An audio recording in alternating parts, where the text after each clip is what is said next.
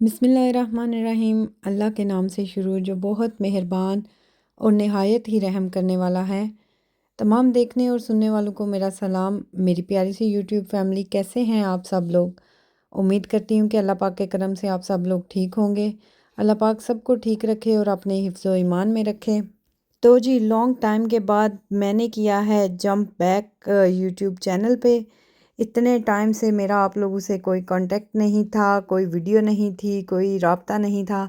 तो मेरे सब्सक्राइबर, मेरे यूट्यूब फैंस, फैमिली इतने मेरे व्लॉग्स मिस कर रहे थे, मैसेजेस पे मैसेजेस। जब तक व्लॉग्स आते रहते हैं तो तब कोई पूछता भी नहीं है, कमेंट भी नहीं करता, और जब नहीं आते तो फिर सब पूछते हैं कि जी कहाँ गए आपके व्लॉग, कहाँ गई आप, बस यूट्यूब का जुनून ख़त्म, ये वो इस तरह।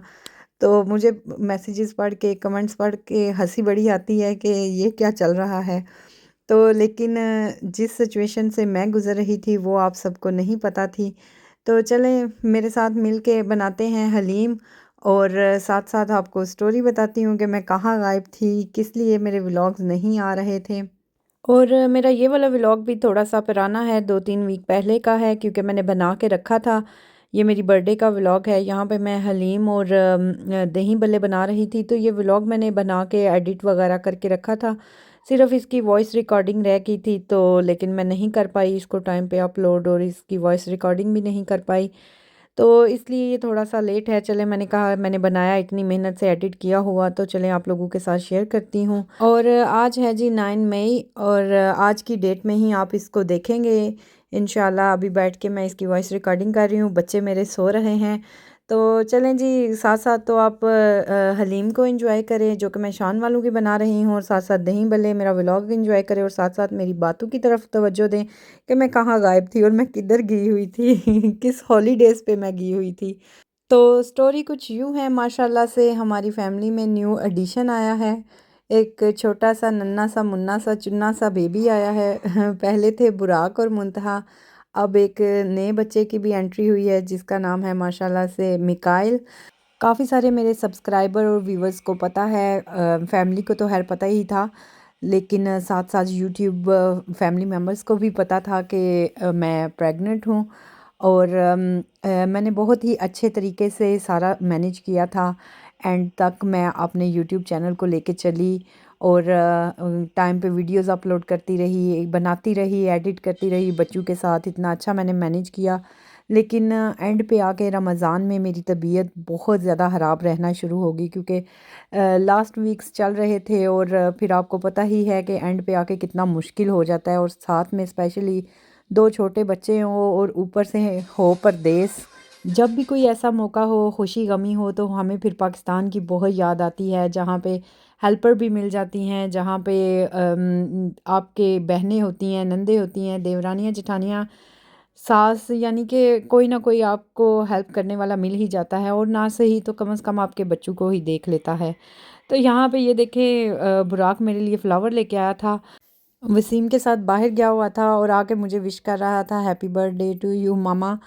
तो मेरी बात फिर वहीं पे रह गई कि रमज़ान में मेरी काफ़ी सारी तबीयत ख़राब रही, और हमें बार बार हॉस्पिटल के विज़िट करना पड़े, जो कि ईद पे भी बहुत ही मुश्किल हमारी ईद गुज़री, और सही तरह से ना मैं कोई व्लॉग बना पाई, और ना ही टाइम पे मैं आप लोगों के साथ शेयर कर पाई। लेकिन रमज़ान में मैंने इतने सारे व्लॉग बनाए थे, इतनी सारी वीडियोस बनाई थी कि आप लोगों के साथ शेयर करूँगी, लेकिन वो भी उधर की उधर ही रह गई।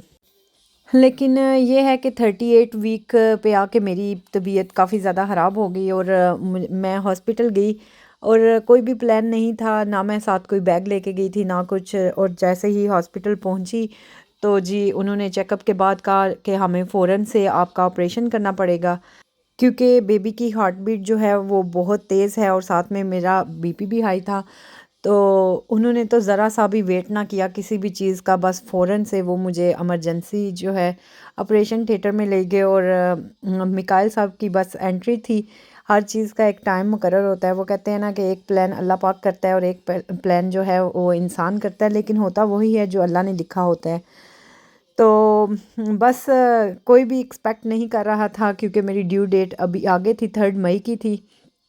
तो सारे फैमिली वाले एकदम से शॉक हो गए, क्योंकि ना तो मैं किसी को बता के गई कि मैं हॉस्पिटल जा रही हूँ, क्योंकि मैं तो वैसे गई थी कि तबीयत ठीक नहीं है। अभी तो दूर दूर तक कोई चांस भी नहीं था, बस बीपी हाई की वजह से मुझे जाना पड़ा था, तो आगे से सीन ही कुछ और निकला। तो फिर उसके बाद हमने कहा चले शुक्र अल्हम्दुलिल्लाह टाइम से हो गया जो कुछ भी हुआ। लेकिन यह है कि ऑपरेशन का थोड़ा सा डर था कि परदेस में कैसे 2 बच्चों के साथ मैनेज करूँगी, क्योंकि बुराक और मुंतहा जो हैं वो नॉर्मल हुए थे, तो चले वो टाइम का पता भी नहीं चला। तो लेकिन ये था कि चलो ये भी टाइम गुजर जाएगा, इसका भी पता नहीं चलेगा। लेकिन हुआ कुछ यूँ कि जब उन्होंने ऑपरेशन के लिए मेरे इंजेक्शन लगाया था, स्पाइनल एनेस्थीसिया, जो कि आप सब लोगों को पता है रीढ़ की हड्डी में लगता है, तो बस उसका इतना बैड मेरा एक्सपीरियंस रहा। और उसके बाद जो है 6-7 घंटे गुजरने के बाद तक भी मुझसे उठ के चला ही नहीं जा रहा था। चलना क्या था कि मेरी लेग्स बिल्कुल काम करना छोड़ गई और रीढ़ की हड्डी काम करना छोड़ गई। तो बस इतना प्रॉब्लम बना जिस वजह से मुझे ऑलमोस्ट 12 डेज़ जो है वो हॉस्पिटल रहना पड़े। कुछ मिकाइल की भी तबीयत नहीं ठीक थी, ऊपर से मेरा ब्लड प्रेशर भी कंट्रोल में आ ही नहीं रहा था। वरना यहाँ पे यही होता है कि 2 दिन रखते हैं हॉस्पिटल और फिर घर भेज देते हैं, लेकिन हम लोग जो है माँ बेटा तकरीबन 12 दिन हॉस्पिटल रह के आए। तो मुंतहा और बुराक की दफ़ा मैंने जो है एपिड्यूरल लिया था, तो बुराक की दफ़ा तो ठीक रहा था, लेकिन मुंतहा की दफ़ा जो है मेरा वो भी एक्सपीरियंस बहुत बुरा रहा। उसके बाद भी मुझे स्पाइनल पेन का इतना मसला हो गया था और मेरी डिस्क प्रॉब्लम हो गई थी, जिस वजह से मैंने बहुत ज़्यादा सफ़र किया था। तब भी मैं तकरीबन 10-12 दिन हॉस्पिटल रही थी और सेम अभी भी ऐसे ही हुआ। हालांकि इंजेक्शन डिफरेंट था लेकिन रिएक्ट सेम ही कर गया था। तो बस अल्लाह पाक जो है खुशियाँ तो देता है, लेकिन साथ साथ कभी कभी आजमाइशें भी आ जाती हैं। लेकिन शुक्र अल्हम्दुलिल्लाह अल्लाह पाक जिस हाल में भी रखे। तो बातें तो ढेर सारी होगी, आप लोगों से शेयर कर ली, जिस वजह से मुझे इतना ज़्यादा टाइम जो है मैं यूट्यूब से कट ऑफ रही।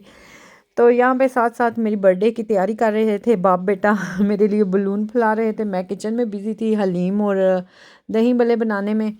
तो मैंने इतना कुछ बड़ा अरेंजमेंट नहीं किया था, क्योंकि हालत जिस तरह की इजाज़त दे रही थी, तबीयत जिस तरह की इजाज़त दे रही थी, बस उतना कुछ ही कर लिया था। तो इतने दिन हॉस्पिटल रह रह के भी इंसान फेडअप हो जाता है, हॉस्पिटल में रहना कौन सा आसान होता है। तो लेकिन यह है कि शुक्र अल्हम्दुलिल्लाह अब मेरी तबीयत पहले से काफ़ी सारी बेहतर है। लेकिन आपको पता ही है सी सेक्शन टाइम लगता है, 6 वीक्स के लिए मुझे एटलीस्ट जो है मुकम्मल एहतियात करनी पड़ेगी, रेस्ट ਦਾ ਤੇ ਨਾਂ ਲੈਂਦਿਆਂ ਵੀ ਸ਼ਰਮ ਆਉਂਦੀ ਏ परदेस ਵਿੱਚ ਕਿਹੜਾ रेस्ट ਹੁੰਦਾ है, ਤੇ परदेस ਵਿੱਚ किथे बैठा जाता है। बच्चों को खुद ही देखना, घर को खुद ही देखना। लेकिन यह है कि एहतियात मुझे करना पड़ेगी 6 वीक्स के लिए। ना तो मैं ड्राइव कर सकती हूँ, ना कोई हैवी चीज़ उठा सकती हूँ, ना बच्चों को उठा सकती हूँ। मतलब यह है कि जितनी एहतियात करूँगी उतनी ही जल्दी रिकवर होंगी। लेकिन कोई नहीं, ये टाइम भी गुजर जाएगा। और मैंने सोचा बस ये ट्रेजेडी जो मेरे साथ हुई है अचानक से एकदम से, और मैं भी काफ़ी टाइम शॉक में रही, क्योंकि हम लोगों ने बिल्कुल भी कोई प्लान नहीं किया हुआ था। हमें पता था अभी मेरी ड्यू डेट आगे है, तो मेंटली मैं रेडी भी नहीं थी। तो बस इस शौक से भी निकलने के लिए थोड़ा सा टाइम लगा। तो कोई नहीं, आहिस्ता आहिस्ता सारी चीज़ें सेटल डाउन हो गई हैं, बैक टू नॉर्मल। तो मैंने कहा चलो जी, यूट्यूब क्यों पीछे रहे, इस पे भी जंप बैक करते हैं और अपनी यूट्यूब फैमिली के साथ शेयर करते हैं, और बैक टू नॉर्मल वापस अपने व्लॉग आप लोगों के साथ शेयर करती हूँ। क्योंकि मैं इतना अच्छा मेरा माशाल्लाह से यूट्यूब चैनल जा रहा है, मैंने इतने कम टाइम में इतने ज़्यादा मेरे सब्सक्राइबर हुए, व्यूज़ सारा कुछ माशाल्लाह से बड़ा अच्छा जा रहा था। लेकिन ये है कि मैंने जब से यूट्यूब ज्वाइन किया है, मुझे हर 2-4 महीने के बाद गैप लेना पड़ रहा है। तकरीबन गैप भी कितना आ जाता है, 2 महीने 2.5 महीने। तो वो क्या होता है कि फिर सारी मेरी जो प्रोग्रेस होती है, सारी मेरी मेहनत, सारा मेरा काम जो मैंने यूट्यूब पे किया होता है, तो वो उधर स्टॉप हो जाता है। बल्कि यही समझें कि ना पीछे को आना शुरू हो जाता है। फिर उसको धक्का ज़ोर लगाती हूँ, फिर आगे लेके जाती हूँ, फिर कुछ ना कुछ ऐसा हो जाता है, फिर मुझे यूट्यूब से ब्रेक लेना पड़ जाती है।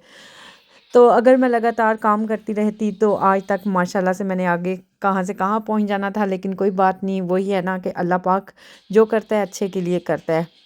तो मैं खुद भी ज़ाहिर सी बात है बच्चों के साथ स्लो स्लो ही चल रही हूँ। बहुत ज़्यादा अगर मैं करूँगी तो मैं कर भी नहीं सकती। तो मैंने इसको एज़ आ अपना शौक़ ही लिया है। ये है कि राम सुकून से थोड़ा थोड़ा लगे रहो, नई फ़ैन फॉलोइंग्स भी मिल जाती है, नया कुछ आप लोगों के साथ शेयर करने को भी मिल जाता है। और उसके बाद अब तो मिकाइल के आने से और ज़्यादा मेरी रूटीन इतनी मसरूफ़ हो गई है, ना तो नींद पूरी होती है और ना ही जो है सही तरह से मैनेज कर पाऊँगी यूट्यूब को। लेकिन चलें, एक कोशिश फिर करते हैं कि थोड़ा बहुत कुछ ना कुछ तो होगा ही। तो बस आप लोगों से भी दुआ की अपील है कि आप लोग भी दुआ करिएगा कि अल्लाह पाक मुझे भी सेहत और तंदुरुस्ती के साथ रखे और अल्लाह पाक मेरे बच्चों को भी सेहत और तंदुरुस्ती के साथ रखे और लंबी ज़िंदगी अता करे खुशियों वाली। और आज की वीडियो में तो कोई रेसिपी आपके साथ शेयर नहीं कर सकी, लेकिन आपने देखा होगा कि मैंने किस तरह से दही भल्ले बनाए और हलीम बनाई, जो कि बहुत ही मज़े के बने थे, बहुत ही ज़्यादा। अभी ये मैंने आपको बताया 2-3 वीक पहले की वीडियो है। तो आज जब मैं ये वॉइस रिकॉर्डिंग कर रही हूँ तो देख के ना मुझे ये दही भल्ले का टेस्ट याद आ गया और मेरा दिल कर आया कि दोबारा से इनको खाने का। तो आज आप लोगों से बातें बहुत ज़्यादा करने वाली थी, बहुत सारी चीज़ें शेयर करने वाली थी, इसलिए मैंने उन्हीं पे तवज्जो दी। मैंने कहा चलो छड्डो परा, रेसिपियां तो होंदियां ही रहिंदियां ने, कल परसों फिर दही भल्ले बन जाने ने, ए किहड़ी एड्डी वड्डी गल है। यहाँ पे वसीम भी केक लेके आ गए थे, जो कि मैंने अपनी फ्रेंड के पास ऑर्डर किया था, अनीसा जिसका नाम है। और माशाल्लाह से वो बहुत अच्छे केक बनाती हैं, बहुत ही मज़े के केक, यकीन करें कि बहुत मज़े का केक था। तो वो घर पे ही बनाती हैं, तो अगर किसी को मैनचेस्टर में चाहिए हो उनकी डिटेल्स, तो आप लोग मुझे इंस्टा पे मैसेज करें, जो कि मेरा लिंक डिस्क्रिप्शन में है और मेरी बायो में भी है। तो मैं आप लोगों को उनकी डिटेल्स दे दूँगी। और एक बार फिर बताना चाहूँगी कि यकीन करें कि उन्होंने बहुत ही मज़े का केक बनाया था। जैसा मैंने गूगल से पिक्चर निकाल के उनको भेजी थी कि मुझे मेरा ड्रेस इस कलर का है, मेरी थीम इस कलर की है, तो केक भी ऐसा ही होना चाहिए।